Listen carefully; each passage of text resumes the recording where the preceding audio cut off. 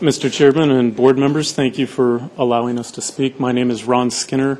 I am a property owner, farmer, and mineral right owner in the Huasna Valley. I do own mineral rights in the Huasna field.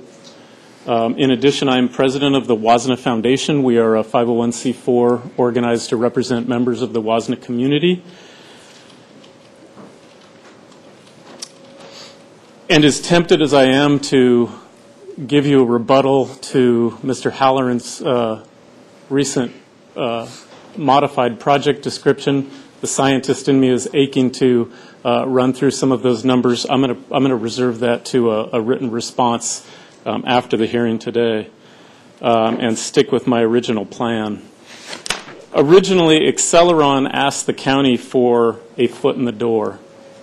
Now, apparently, since the door appeared to be shutting at the Planning Commission, they have changed their plan and they want to put a toe in the door.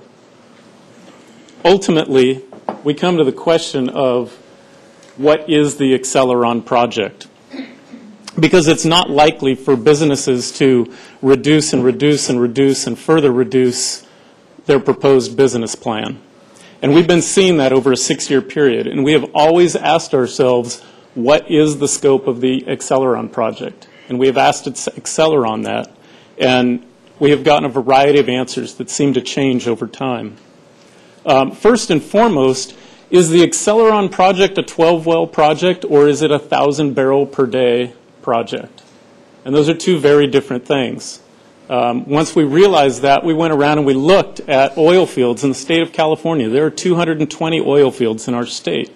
And there are a number of them that are 1,000-barrel-per-day oil fields. Two are very close, Bryce Canyon and Cat Canyon down by Los Alamos. Those two oil fields produce about 1,000 barrels per day. Cat Canyon has a total of 2,925 wells, including their production wells and their injection wells. And Bryce Canyon has 887 wells, including both production and injection wells. Nowhere in the Dogger records for the 220 oil fields in the state of California is there an oil field that has 12 production wells producing even close to 1,000 barrels per day. So that has always been one of our big contentions with this project, is that it's an entitlement for processing and transportation of a much substantially larger volume of oil than can be produced from 12 wells. And I didn't hear a mention in the proposal for a smaller project if that 1,000 barrel per day production figure and transportation figure would go down. The next question that we have is this project about 12 holes in the ground or 12 production wells? And the EIR project description clearly states that it is about 12 production wells. Once again, looking at the oil field records in the state of California, every 1,000 barrel per day oil field that we looked at has a large number of dry holes. You don't explore an oil field and try to delineate the bounds of what oil may or may not be there without drilling dry holes. And in the past, this project site, there were 4 producing wells. Around those 4 wells were 3 dry holes. To the north, there was 1 producing well, and around it was, I forget the number now, it's more than 3 dry wells. So it is not uncommon at all in this area to drill dry wells. And all of that drilling adds up to more impacts and is not considered in the analysis. Another important question is, are they using state-of-the-art technology or are they using antiquated technology? Veneco is the largest Monterey shale oil producer in our state. They operate Platform Gale, and they they have leases on 300,000 acres of Monterey shale land in California. And in the petroleum journals, you commonly see articles by Veneco employees and about Veneco's operations. And their standard practices for Monterey shale formation include fracking, acid fracking, large volume hydrofluoric acidization, horizontal drilling, and gravity-assisted steam injection. Those are all the state-of-the-art practices in Monterey shale formation extraction right now. And fractured formation is fracked by Veneco in cases where it will produce more oil. And oil produced today is dollars in your pocket. So if fracking will help them, they will do it, even in a fractured formation. Excelaron, by contrast, is purporting to pour 800 gallons of 150-degree water down a vertical well bore and extract tar that is the consistency of peanut butter. That is not state-of-the-art technologies. It is certainly not likely to produce 1,000 barrels per day off of 12 wells.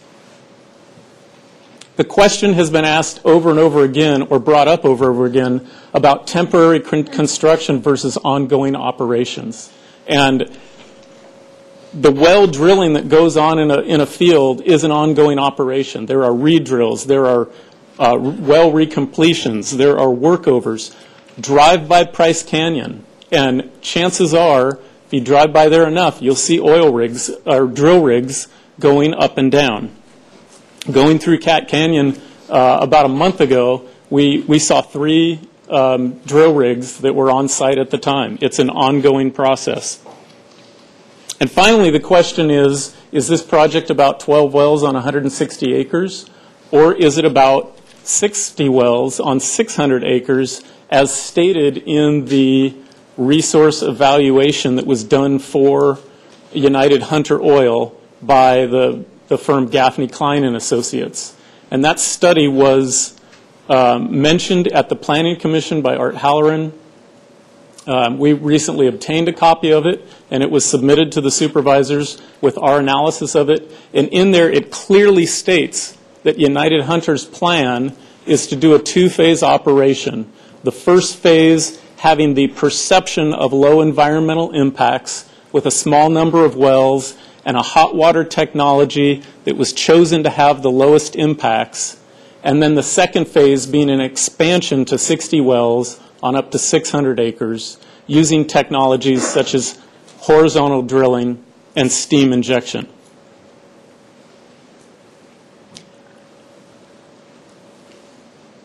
So the identified impacts of the proposed project have been well identified for you. They have been covered extensively by staff through an excellent EIR and an excellent analysis. And the conclusion is that they are inconsistent with the SLO County General Plan. I don't want to dwell on those. I want to real quickly try to get a few slides here. When we talk about drilling time and noise impacts, you've seen that slide. This was the data presented for the foundation of the EIR. This is a drilling curve for a drill rig to drill down to 3,500 feet in a little less than 3 days. This is not drilling for an exploratory well. This is the kind of drilling that you would find in an engineered field where the strata are known and the characteristics are known and the total depth that they're targeting is well known.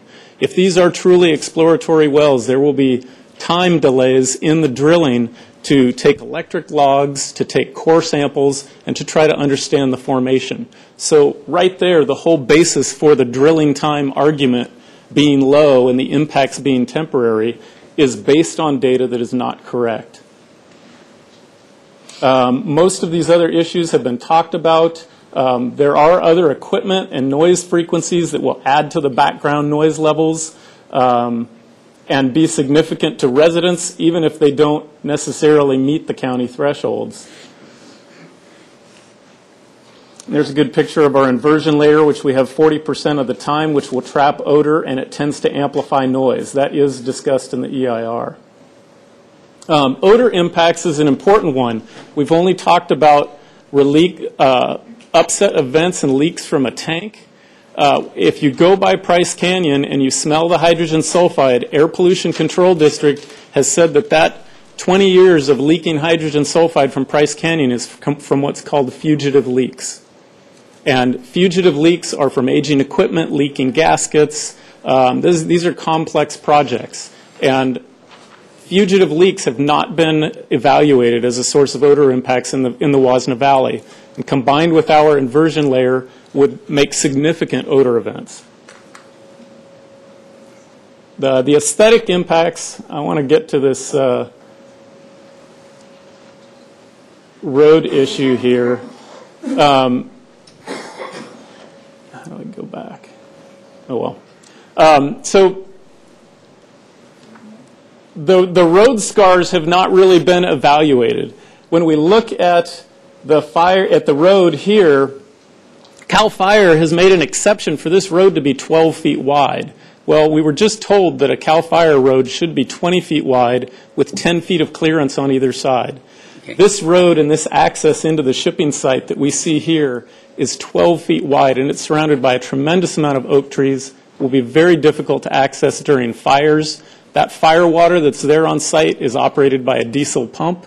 And if that diesel pump is not accessible because the road is in flames, then there's no water to fight a fire. Okay, Mr. Skinner, I do need you to wrap it up, please. And also, could you provide a copy of your PowerPoint to the clerk, please? I will. In summary, as staff and the Planning Commission has determined, this is this project is inconsistent with the general plan, and we hope that you deny the Excelaron appeal. Thank you. Very good. Thank you.